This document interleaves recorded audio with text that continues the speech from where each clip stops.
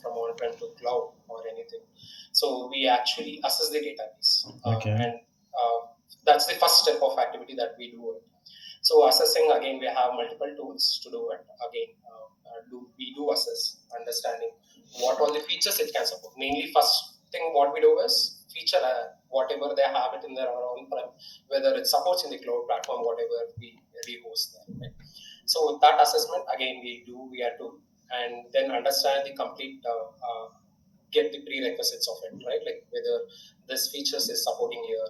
Majorly, I do take care of Oracle to Postgres. When they already have a mind in Postgres environment, I do this assessment, and then re-architect everything based on it, right? Like whether the features, whatever we assess, when we have that report, we take that and then explain them. And again, I work for the bank, and they have the compliance issues for a few features. Even though Postgres by default supports, we have to again reassess based on the compliance, whatever the bank has. So based on it, we assess and then explain them. Okay, these are the features. So again, like major features like email functionality or XSLT transformation, which are not supported, even though they have it, right? Then again, we go back explaining them. Maybe in case of the Postgres service, they're not a suitable option, then again, we also explain the architecture best to move into Azure SQL Server or Azure SQL Managed Instance or any other platform as such, and then take a according call based on it, and then move accordingly, right? So, yeah, we also do a rehost and a re-architect based on the application requirement. This is what I do. Okay. And you mentioned here that is cross-platform migrations, right? So what are the challenges you face from Oracle to PG migration activity? No, I did not get. Yes, Oracle to Postgres. Mm-hmm. Sorry, Shailesh, I did not get your So the question is question. that, right? You have mentioned here, right? You have done migration from Oracle to Postgres, right? That's right. So what are the Okay. challenges you face while doing this activity? Okay. Okay. Yeah. So when we assess the database, right, there are multiple features. Like as I explained, email functionality does not SMTP protocol does not support emails. Right. Again, we don't the bitmap index is not supported. Right. So and many other features like Pragma autonomous block directly cannot use it in Postgres. Then on commit transactions, intermediate transactions, whatever we use in Oracle, that I cannot directly use it. And error backtrace. There are multiple features which does not support. So we have again assessment tool which does it, and most of the features we check that. Like we have internal tool called as Cortex, which does this assessment, and based on it we get the report, okay, and we understand. So based on this report, like I do migration with the tool. Like we have like Orato PG, Stream application tools. Like many other tools to the different platform, cross platform. For Oracle, right now we are using Orato PG and Stream tool. Again, Python utilities built in within that we are using it to do the migration. And for the schema conversion, yes, like there are multiple options. Again, the Cortex is one of the tools that we are using to convert completely and then migrate. So once we assess this features, right, the major the features, again, for that, whatever the alternative solution we have to provide, that is where I majorly pitch in and then come up with the solutions. Whatever previously testimonials that we have proved, experimented, and then approved with POC, that we implement and then go on. So as I said, there are few features which does not support. We assess that as well, whether their application consider bitmap index as a cardinality. We have to check that as well, right? So whether that is really required. If there is any alternative, then we have to check that as well and then provide a solution. Again, schemas as in packages, it's not supported in Postgres. So whether what is the approach they have to take, whether they want schema underneath of schema they need the procedures and functions, or whether in the same schema with underscore like schema underscore procedure names, like we can suggest the alternative approach, whatever necessary best suits for their application, where again application code changes also would require when they reach to a different platform. So that we discuss and then take a call, and this is how we migrate. The face to face, the first step would be like again inventory creation and again accepting for the scope approval. Then once the scope approval is agreed, we go into the next step, like starting with the migration, where dev assessments completely we do it in the dev environment. Then the next is test, and then we go into UAT environment. Then again, one technical dry run we do it, and then actually go live. Yeah, this is what the phase we do with the migrations. Okay, and while doing migration, have you faced any issue for migrating functions and procedure? Yes, the code is always a big challenge more than the data migrations. Mm-hmm. So the code, yeah, there are again there are limited capabilities to migrate to Postgres, as I was talking about error batteries, right, and the pragma autonomous block major issues that we get, and the on commit transactions, right, like in Azure or any cloud platform right now, it's on commit is like default true set as that changes. Again, the null handling when we compare to Oracle and here, right, it's totally different. So we have to these are major challenges, and we have to again go through debug and understand what is the best. Again, we have a tools which syntactically does its activity, but anyway, to evaluate everything end to end, whether it's working, it has to be again debugged and modified. And again, I do take part of that as well. Okay, thank you. And you've done the migration from MS SQL to Azure Postgres, right? Yes. So what you have done for linked server in the MS SQL? Right. In the bank, as I said, like linked services is restricted. So again, the DB link in Postgres or linked service is restricted. We cannot have that. So again, we have a Java utility where we have to load the files directly. Mm-hmm. So linked services, we cannot implement. They don't have. They have the restrictions. They cannot use any linked services.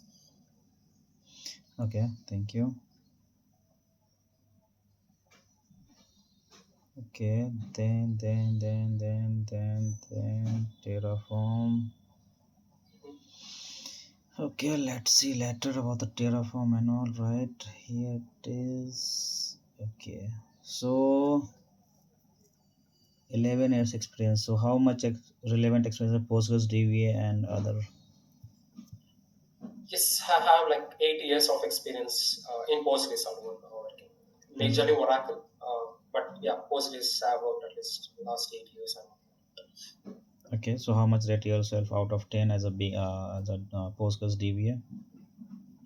DBA, yeah, 6. Okay, so let's start from this core DBA part. So what you've done in core DBA, I think not mentioned the resume, right? So majorly, like I Something do the is. migrations, Mm-hmm. but again, initially I joined as a developer, migrating just to the migrations. But now I am transitioned to be a DBA, where I do the PG upgrades as well, even including production and UAT environments, like PG upgrade, migrating from one environment from on-prem to cloud, and Yeah, user yeah, you have mentioned creations. there, right? In premise, right? Also in place upgrade, right? You have done somewhere. I see Yes, that yes. one. In place upgrade again from on-prem to cloud migrations. Also, I do for Azure Postgres. Okay, and then here automation The dump test. and restore is also part of migrations. We do this PG14 to PG17 upgrades again on-prem to cloud platforms to any cloud platforms. Again, I return multiple scripts for dump and restore. Like mainly like all logical replication, right from creating infrastructure to the delivery of migrations. I take part and I do that. Mm-hmm. Okay, so let's just start that project requirement and all, right, and then a couple of questions including this core DB, right? So can you explain the approach of 10 terabyte of Oracle migration to Azure Azure Okay. environment? Yeah. Okay, so looking at a 10 TB, it's really vast database for Postgres Mm-hmm. because enterprise product and non-licensed product will have a real impact in terms of performance. Mm-hmm. That's a clear call, everybody would understand. Mm-hmm. So in the data perspective, yeah, when you look at 10 TB, yeah, you need to really have a very good CPUs or whatever core that we can. Okay, so the first stage again, the assessment, right? Like Oracle assessment, I do perform the 10 TB, like what is the actual usage that is in there, and accordingly we take the next step of action, right? The data, how it has to be migrated, and whether what is the downtime app team is ready to accept for it, right? Yes, and how critical the application is. Is it a trading application? Is it a normal retail application? Or how the application is used is also plays a major role to assess whether what kind of areas that we can pick the migration in, right? So that or we do the assessment, just not the database alone. Understanding what is the application architecture is and what are the use cases, how the database is getting used right now.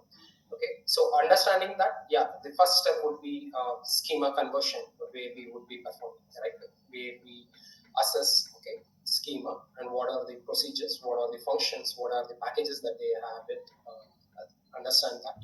Then schema conversion, we do it. Okay, then the first step is we just plain tables, we put it into the target database, right? Procuring the infra, whatever the matching configuration into the matching configuration, we procure into the target environment, and then do the table conversions, whatever the schemas that we have. Okay, that we migrate into Postgres, considering here in this Azure Postgres. Sorry. So once we put the tables, then we do the data migrations. Like as I said, there are multiple tools in the market to do the migrations. Right now, I'm using Oracle PG, Stream, and the Cortex tools, which we also does the data migration. And I migrate the data. Okay, again, we gonna check the data compatibility, the columns, whatever the changes that we have to do it after the schema conversion. After tables are migrated from Oracle to the Postgres environment with all the things, right? The blob and glob is the major ones which we have to really focus on. And if the data is to be again analyzed, we have to see if there is any column whose attachment is greater than 1 GB. And again, the cloud does not allow us to migrate anything which is greater than 1 GB, this specific column with the byte which is actually equivalent to the Oracle data type for cloud. So that when all we have to analyze, if that is also a part of assessment we do it, then that we migrate. So the 10 TB, okay, but again, no application would agree for 10 TB would usually at least take a day time to migrate, because 10 TB is a huge. So consider they have a downtime accepted up to just 2 hours or 3 hours. We have to see what approach all we can take in to fit in that time duration to migrate. So that way we assess the application, whatever the necessity is, and then come up with a strategy. Okay, if there are static tables which would not change, that we can migrate a day prior and keep it ready, and then on the actual go live just do it. So in the stages of dev itself, we have to plan for the production, and whatever the testing or done in the lower environment that we do it in, that has to be taken forwarded into the production, clarifying clearly with the app team, understanding their requirement. So yes, as I said, the table conversion is the first step, and the second step would be the data itself migrating from Oracle to target environment. And third step would be the again constraints applying constraints, like all the suitable constraints, whichever again possible. Mean bitmap index, as I said, like it's not available in Postgres, so we have to see other indexes applying it, whether it suits or not, checking the cardinality, like other Green or Gin index, whatever necessary. Then again, next coming to the again triggers is also converted differently in a Postgres, right? Like it's a trigger function and a trigger work together. But in Oracle, it's just a trigger which would again carry forward everything. So again, the schema conversion, procedures and functions, we migrate accordingly from Oracle to Postgres and compile everything, and then do the basic testing with passing whatever the basic test like numeric 0 and 1, whatever, and the test column with ABC, and ensure there is no having any issues. And after the migration, we have again the validation perspective as well. So we validate the source columns, tables, everything match with the target, as well as the data quality as well. Whatever we migrated is matching between the source and the target environment, including data, the everything, right? The objects also match with whatever the requirement that we have. Yeah, this is the overall process that we follow for any application database that we migrate from Oracle to Postgres. Okay. Okay, so this is about this. And can you explain that your experience using this Aura to PG, how it is means being a DB, how it is useful to you? Okay.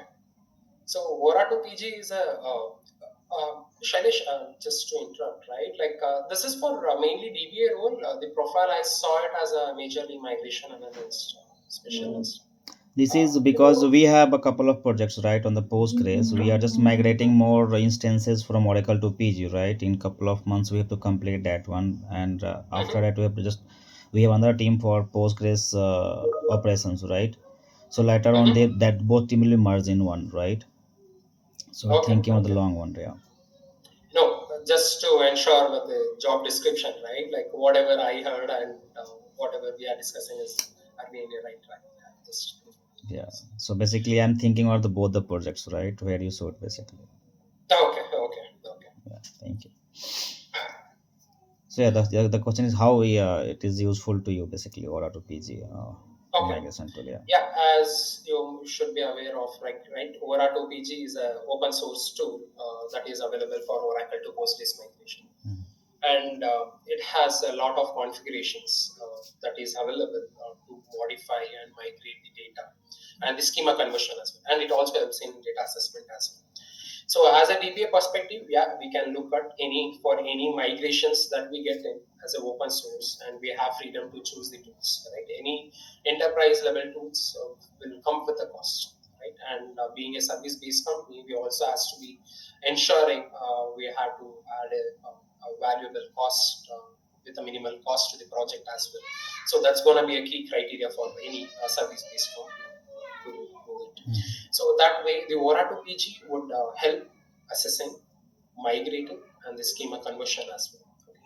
Yeah, maybe it's not very good in the schema conversion as it's up to the mark, like any enterprises tool that's available in the market. But overall, yeah, it can does the work. Like the data migration, obviously, it's very good right now. I would see like it is able to migrate a 1 TB of data around 2.5 hours with decent configurations in the target environment from Oracle to Postgres. So that way, it helps in all the way, right? First way, the tool is able to has capability to do all the migration requirement to process, right? That is first. So as a DBA, like how we would see is like the configurations, whatever we migrate, right? So we do have enough configurations for the VM. Again, Oracle PG also has to be configured in a tool or a VM, any instance. So we have enough capability enabled there to migrate is what we have to look at. So it's and again, wherever in case we are picking a cloud platform, whether the target platform where we are hosting and the VM where we are using the tool is again matching the same regions and the IP range, whichever the VNets coming in matches. We have to look at to get the better performance as per the migration requirement. So I would the tool perspective, yeah, this as a DBA I would, but assessing all the requirement for the migration when we consider it. Okay. Thank you. So can you explain that? Let's just start from the core DB part, right? So can you Mhm. explain the architecture of MBCC? Okay. So, yeah, first let me explain MVCC, Mm-hmm. why is required in Postgres. Okay. So the Postgres compulsorily need MVCC, okay, multiple version concurrency control. Mm-hmm. Okay. This actually helps any read or write in database to perform, right, like without any issues. So that we write any new record, right, update or delete, we do it on any database layer. So it will always create a new version and an older version. So the older version is called as a delta, which is mentioned as Xmin, and this has to be removed as part of the delta. So this cleanup process is called as vacuuming, where multi-version control, whatever the rows with update and delete is created, that has to be cleaned up. So this is called as MVCC. So in this process, right, the architectural layer, like where the background process MVCC is enhanced with the auto vacuuming architecture, where auto vacuuming or vacuum on a specific table can be defined on a table, like with a scale factor based on whatever. We can also check the data pulse ratio, whatever has been checking on the from each start user tables, like what's the ratio that it's the bloating has increased on the table, and based on which we can run the vacuuming. So that way it cleans up the it tells the database, the optimizer, saying that okay, these spaces are freed up, and then you can use this phrase for it. So this is kind of a cleanup activity which helps, and the multi-version control where Postgres uses to itself to do easy read and write to the database. Okay. So what happened if Mhm. checkpointer fired in that Postgres? Yes, the checkpointer is really necessary, right? Like Mm-hmm. when the wall buffer, or like when you have a shared buffer and a wall buffer, and there are which are uncommitted transactions, right? And the pages are not whichever committed is not moved into the data files. So this checkpointer, it has to clearly know whether what all the committed and the page logs in the shared buffer is left free, so that any new transactions that is coming in that can run inside that. So that way, the checkpointer ensures whatever the page files in the shared buffer is made free, and whatever committed transaction is moved continuously into the actual data files. So that is what it ensures checkpointer. Okay. Yeah. Can you explain how does wall work? Okay. So WAL is majorly needed in any database, right? Redo logs or this WAL, mainly for the point in time restore, for any Mm-hmm. consider any crash happens at the Mm-hmm. database. So this WAL buffer or WAL files, whatever we have, it is going to be playing the major criteria for doing the restore. So wall buffer will actually save all the information, what all committed, what is not committed, the Mm-hmm. transactions related, which has to be again stored from wall buffer to wall files. So this wall, like consider now I have to do a point in time restore or any recovery activity, right, with the PG base down, whatever we do it in. So this wall files is going to play major criteria to recover the database. So yeah, or for a specific point in time to restore this. Okay. So this is wall, then. Okay. So can you explain the physical architecture of Postgres, storage architecture of Postgres? Yeah, so the storage structure actually has majorly the data files, the val files. These are the physical storage which actually stores the data with the data structures planned with it. Mm-hmm. Then again, we have archive files. The replication log also puts some data Mm-hmm. synchronization and vacuuming, which also puts some files into this. So, but the storage layer majorly have this data files and the WAL files, which stores the physical storage of in the overall architecture of Postgres database. Okay. So can you explain? Archiving as well, yeah. Mm-hmm. Can you explain that segment, right? What is the segment in the storage? Uh, so like usually anything that is stored in the database using the pages and the segments, whatever the allocated page Mm-hmm. files, right? Mm-hmm. Uh, one specific consider 30 kb or page size is given. So that page size is taken as an actual segment and then stores into the when it writes, it takes that segment and then writes into the actual storage. So that whatever defined value for it to store for any specific block is called as a segment, and then that pages are written into the actual Okay. files. So what are the different type of pages you see in the Postgres? Uh, Different pages. You see that, right? That there's a pages, right? So pages have yeah, different type of pages in the Postgres, right? I'm not sure about it, Shailesh. Okay. Different pages. So, okay, so in the storage part, right, when you create a one table, right, what are the file created on the storage? Storage, yes. So once you commit the transaction, till you commit the transactions, it's everything in the shared buffer. Okay. No, no, that is when we create new table, right? Create table, Mhm. table name, the column name, data type, and you executed this one, right? Right, So, what are right. the file created after that when you execute this command? Uh, You got my question, right? yes. So in the base points, everything it keeps storing whatever the transactions that mean the transactions log that is happening. Mm-hmm. With the transaction log, it captures every minute details that is running in the database, maybe PM, Mm-hmm. PDM, whatever transaction logs that it does. This logging is happening, and then from the transaction log, it always moves into the physical layer to store whatever the things are. But file perspective, uh, I'm not very sure about it, Shailesh. Okay, not okay. Okay. So this is part storage, then monitoring, right? So for monitoring part, right, you are using any third-party tool or the native tool for the monitoring of the instances. Yeah, so for monitoring, there is a big panda schedule, right? Like Mm-hmm. again, enterprise level standards, right? So in the cloud platform, again, do the monitoring of alerts, like we have configured with a big panda with Mm-hmm. the webhook. But yeah, I would create with action group and then predefine whatever the necessities in the backend, and then have scheduled multiple a database monitor like CPU throughput.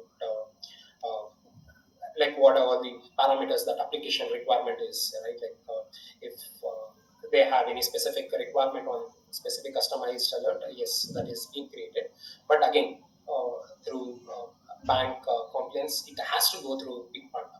With the Big Panda, which creates a service notificate, then others the required team, and then again, it's taken up. It comes to the ITL process, right? Like the SLA defined when within the time.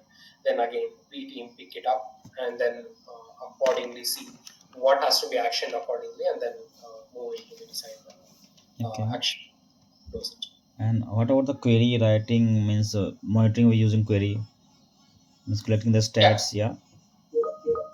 So with query, right? As I said, like the customized requirement. If they have team as a surprise requirement, right? Maybe Mm-hmm. they profile their process, so they don't have to have the chunk data. Somehow it's entered.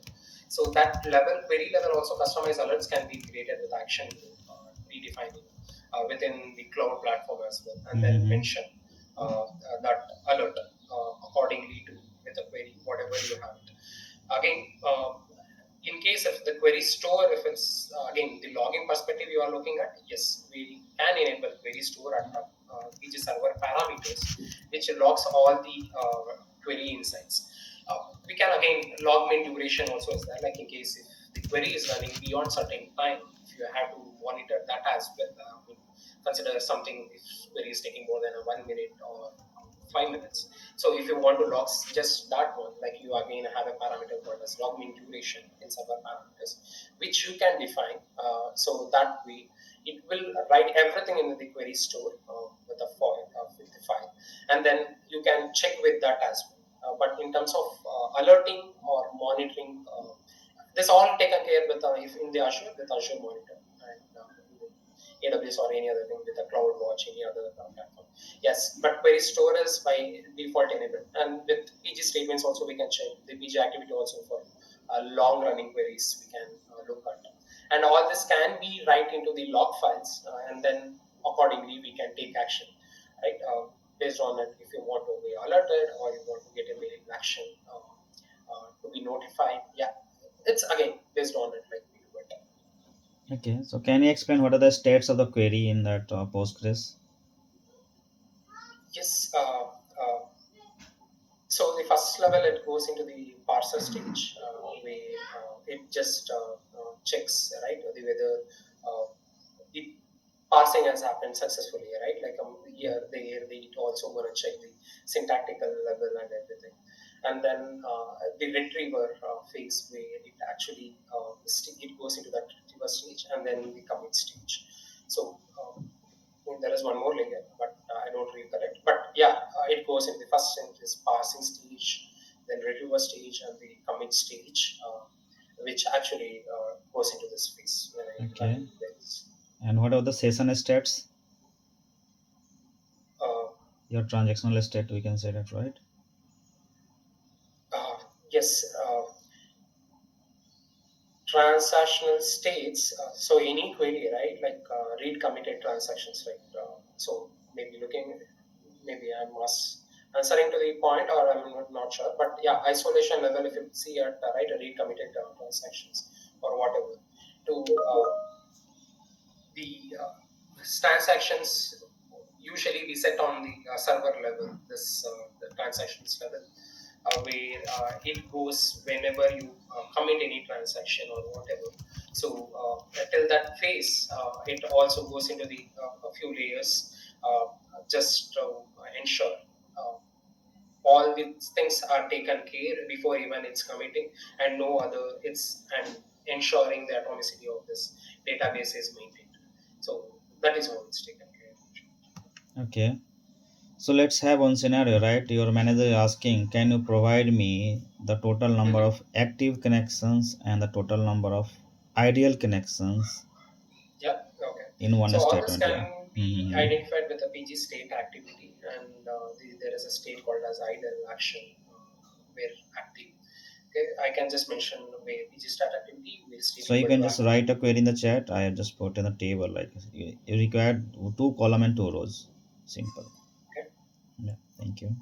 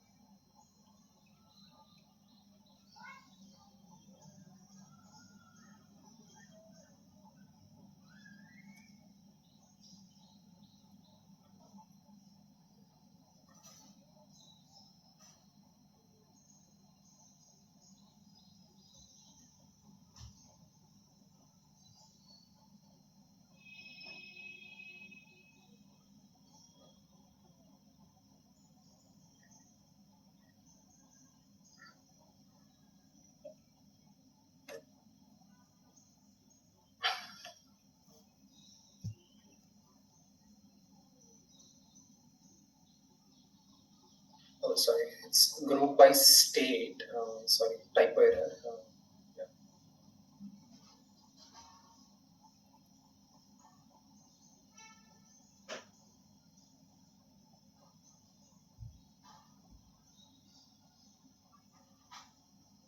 So you meant to say this will select a state count from the PG set activity where. Yeah. The major thing is captured in the PG state activity with a stage, right? Like whether it's active, idle. So in place of active, if I just mention idle, it will just give this. And even if we can see the query, like in place, like I can mention query as well, and then get it. But if I just want to just know the count, yeah, then it should be, yeah, it would. I would just group by that state, whatever the state that is in. Okay. And how will you get this wait event type in Postgres? Can you repeat again? What? How will you get a wait event type? If any query is waiting for something, right? You get an stat of this, right? Yes. So can you write for the Uh, query? Write a query for yes, that. again in the Mm-hmm. PG stat activity column called as right, like uh, uh, so usually the time duration next one is now minus whatever the timestamp that it's running the query one will get Mm-hmm. identified. Column name.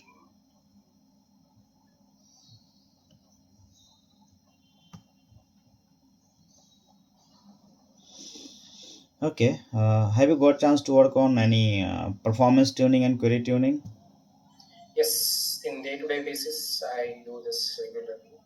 The query tuning is also must because when we do the cross database migration, right? Obviously, you cannot expect the performance just one shot. Like you migrate. Mm-hmm. everything, and then it works. So again, in terms of query tuning, I do at the level of like execution plan, understand Mm-hmm. detail of the query, right from how it's performing, and then like indexes are utilized, then what is the cost, what is the number of rows it's doing, and loops, and what kind of join methods that is trying to access, and then based on which, like again, right, like this is level of query tuning what I look at. But based on this output, I can again look at the server level performance level, right? Like work memory, I can tune when there is a hash table that I'm trying to build a very large, and then there is my requirement to sort table with a very large records, like million of records, and all such there, right? And then hash aggregate also, if I'm using like all this kind of with the group by class wherever I find case I am using. So all this I get it in from the execution plan, then and I understand for this kind of queries, maybe I would require a workman. Like by default it's set to 4 MB, then I change it. Right now I'm working with a work memory with the 256 MB as well. So that part I keep increasing based on my required workload, understanding the workload of a database. Yeah, query tuning, I do assess based on the execution plan, then do it. And then the performance parameters is like PG7 and whatever the course. If you look at the cloud platforms, yeah, the course. Again, I do also look at query performance first. Any queries that is taking 5 minutes, more than 5 minutes, right? So as I said, log min duration with query store that will store the data in a files. Then I go into that specific queries, or again, we just add statements. There are many ways we can identify the long running queries, and then fine tune them based on the requirement. So that way I do the tune. And again, at the server level also performance. Okay, so let's have one scenario, right? Application team is saying that they are getting an error, right? A Mm-hmm. statement is canceling due to the statement timeout. What will you do? Okay. So first, right, like when we get that error, we have to see, right, what is the query and why is it giving the statement type. So when we know the query itself, you can try to replicate that scenario in your any environment wherever we are consider that is in production. You can try to replicate that in lower environment. The statement timeout error, maybe that is running longer, right? There is a backend locking sessions that is created because of which also it could have created. First, understand whether there is a locking or blocking session within the database.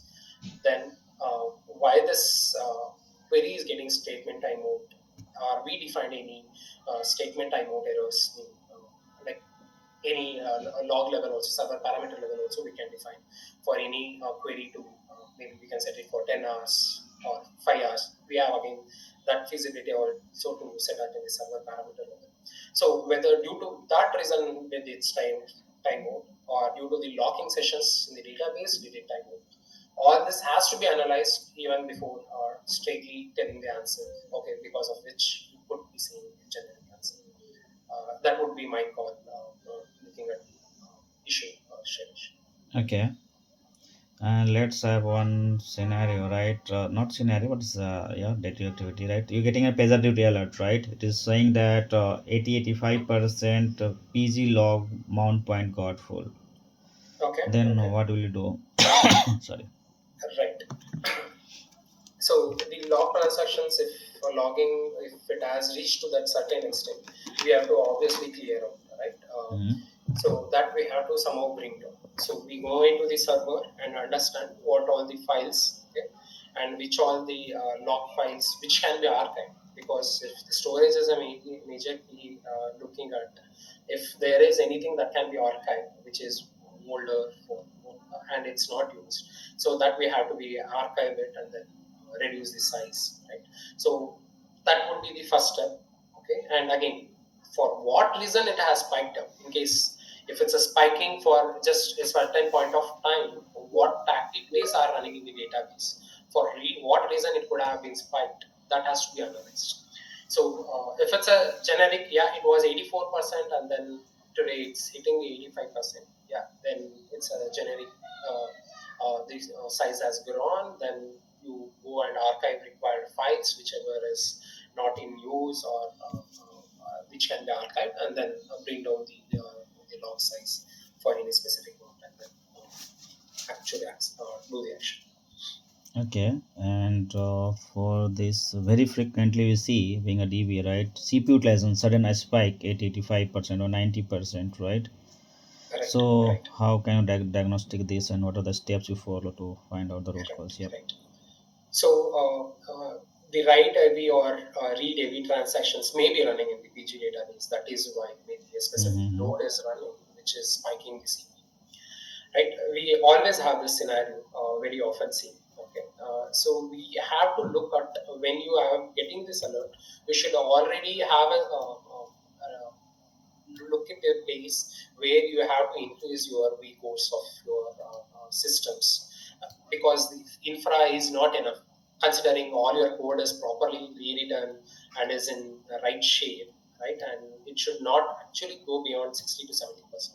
But if it's spiking, then obviously you have to look at the increasing the server parameters to meet the your application requirement, and then test it in the lower environment, even before we going into the production environment. All these scenarios, stress testing or load, whatever, right? We have the stress testing done from the testing team or ourselves, or do the load, whichever actually creating the spike.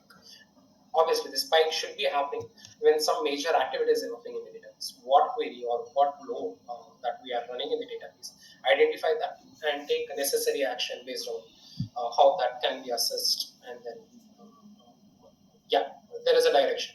So right now I would see fine tune, maybe the load itself, some query is actually doing it, or two, then you can look at the server parameters level, increasing uh, the a little larger value so that you don't have see this spike. Yeah, this would be those Okay. things. So, okay, and how you're comfortable to work on cross-platform cloud platform, basically, right? AWS, Yes, GCP, and Azure. so Yeah. yeah. So I have done multiple demos and workshops with AWS. Mm-hmm. Right, like the tools are very similar. Like I day to day use I use SSMA as well for Azure SQL migrations. So these tools are very much familiar with, and I have done multiple tools. Right, within Google Cloud also, like I have done a few scenarios, workshops, which does the migrations similar. Right, it's pattern wise there are more similar. It's just the tools that we're gonna use it. So I'm familiar with the tools, and since I have worked with the workshops, doing multiple schema conversions as well with AWS tools, so I'm okay doing it all those things. Okay, so you work on a schema conversion as well, right? Yes. So you're familiar with OLAP and OLTP both. Mhm. OLTP and OLAP both, right? Yes. Okay, so can you explain the normalization? What are the different type of normalization? Okay. Uh, so majorly we need normalization to have this joints, right? Like we don't have to have like a so to achieve that, like again, OLTP and OLAP are normalization models, we use it. Mm-hmm. So, but yeah, it's a, for any relational databases is very much important for this normalization, so Mm-hmm. that you don't have a redundant records to sit in the place, and then you can join with a multiple architecture, like with multiple tables, and reduce the redundancy or any such scenarios. Okay, do you have experience on ER modeling? No, no, It's a part of Shailesh. schema designing as well, right? Right? But yeah, I never got chance to work on. Yes. But it is explore So data. what's Every the data is name? done. Mm-hmm. Sorry, yeah. Can you come back again? Yeah. What? This is a part of this schema designing, right? If you are going to explore that, is also helping that tuning as well, right? How the data is written in the tables, right? The parent child table, inheritance, Uh-huh, uh-huh. fact table, and dimension tables, right? Yes. So the overall structure we get it. Mm-hmm. Yeah, but yeah, I'm not that. Okay. Okay, not an issue. And what about this? Okay, so yeah, and query writing. So how comfortable in query writing? Yeah, I can write queries as per any requirements, right? So any requirement, yes, I can write any complex queries based on this. Yeah, Okay, and okay. Can you differentiate between where and having clause? yeah. So where whatever the where is again a filter to just filter at the table level with a where condition, but a having class which can filter based on the group by class whatever has been applied. So Mm-hmm. that's the major difference.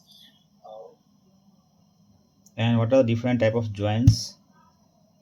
Yeah, left join, right join, full outer join, right join. Yeah, these are the different joins.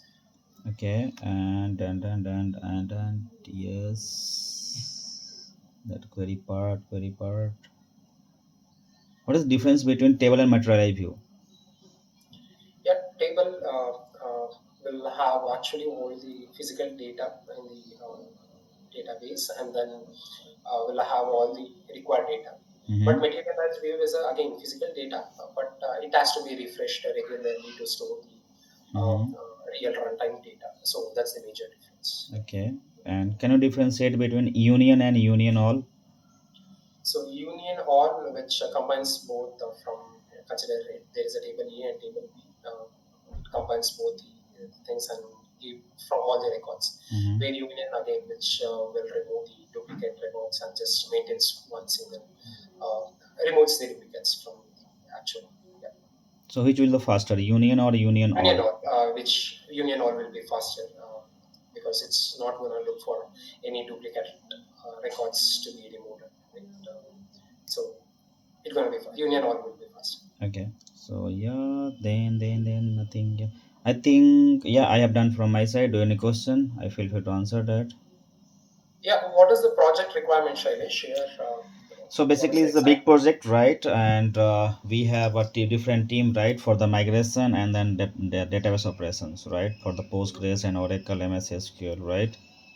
So we are Okay, looking at a team member, right, who can work on migration and after that work as a operation team as well. Because how if you get migrated to Oracle to PG, right? So team will emerge in that Postgres only, right? Because Oracle is going to be sunset mode, right, in couple of months or maybe the end of the year. yeah, okay, okay, Yeah. okay, So we are just looking just team member, right, who can play a role as a migration and as well as operations both. okay, okay. So the major platform that you are right now using here in your application, the cloud platform. GCP and RDS. More basically mostly GCP, but yeah, RDS is 35%. Okay. Yeah. So there are two cloud platform we have, right? GCP and then RDS. So what is the interview pattern here, Shailesh? So just to be aware with. Maybe technical, then delivery manager, or maybe the client round. Maybe. Okay, okay, Yeah. fine. Okay. Anything Yeah, else? I'm good, Yeah. Yeah. Shailesh. Thank you. Have a nice day. Bye bye. One last question. For which domain project this hiring is happening? It's retail, financial domain. I think yeah, business purpose, but yeah, mostly they are using ETL, but I'm not aware of this applications and all, right, or domain, right? But yeah, they are mostly working as a their tool basically ETL tools and all, right? So maybe they are Okay. finance or some other, right? But they have too many applications, right? We cannot say one or two because more than Okay. 2,000 instances we have in that Postgres. Okay. Okay. And then Oracle I we have understand. more and MS SQL and MySQL, CockroachDB and Mongo too, right? So Okay. Okay. So to, your application takes care of MongoDB as well. I am asking too yes, many questions, but yeah, yeah, just to. Mongo, Cockroach, yeah, whatever, Okay. right? Yeah, Cockroach. Yep. Okay. Okay. Thanks for your time, yeah. Shailesh. Thank you It's for been your time. super. Bye bye. Take care. Take care.